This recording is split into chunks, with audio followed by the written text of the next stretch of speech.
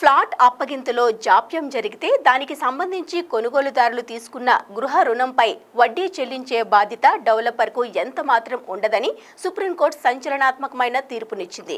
Flat కొనుగోలుకు సంబంధించి కొనుగోలుదారులు చెల్లించిన మొత్తం సొమ్మును నిర్దేశిత వడ్డీతో పాటు చెల్లించడం ఒక్కటే సదరు డెవలపర్ బాధ్యత అని, కానీ గృహ రుణంపై వడ్డీ చెల్లింపు డెవలపర్కు సంబంధించింది కాదని స్పష్టం చేసింది. Greater Mohali area development authority GMADA versus Anupam Garg ఇతరులకు సంబంధించిన కేసులో సుప్రీంకోర్టు తాజా తీర్పునిచ్చింది.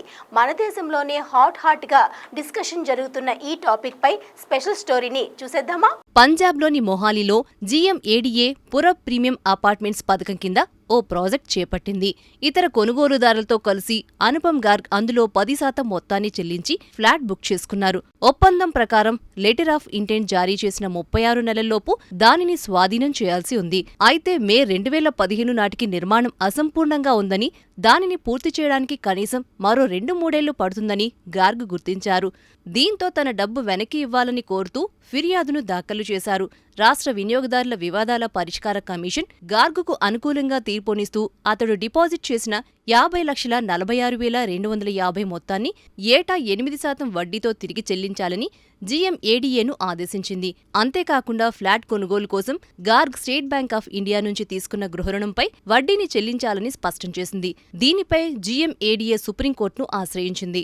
ఇరు వాదనలు విన్న న్యాయస్థానం 8% వార్షిక వడ్డీతో అసలు మొత్తాన్ని తిరిగి చెల్లించడాన్ని, మానసిక వేధింపులకు పరిహారం చెల్లించడాన్ని సమర్థించింది. అయితే గార్గ్ గృహ రుణంపై వడ్డీని చెల్లించాలనే ఆదేశాన్ని మాత్రం తోసిపుచ్చింది. వినియోగదారుల రక్షణ చట్టం కింద పరిహారం ఏకపక్షంగా ఇవ్వకూడదని, చట్టపరమైన సూత్రాలు, డెవలపర్ బాధ్యత పరిధి ఆధారంగా తీర్పు ఉండాలని స్పష్టం చేసింది. ఫ్లాట్ అప్పగింత ఆలస్యం లేదా డెలివరీ కాకపోతే గృహ కొనుగోలుదారులు చెల్లించిన మొత్తాన్ని తిరిగి చెల్లించాల్సిన బాధ్యత డెవలపర్కు ఉన్నప్పటికీ కొనుగోలుదారులు తీసుకున్న వ్యక్తిగత రుణాలపై వడ్డీకి వారు బాధ్యత వహించరని పేర్కొంది.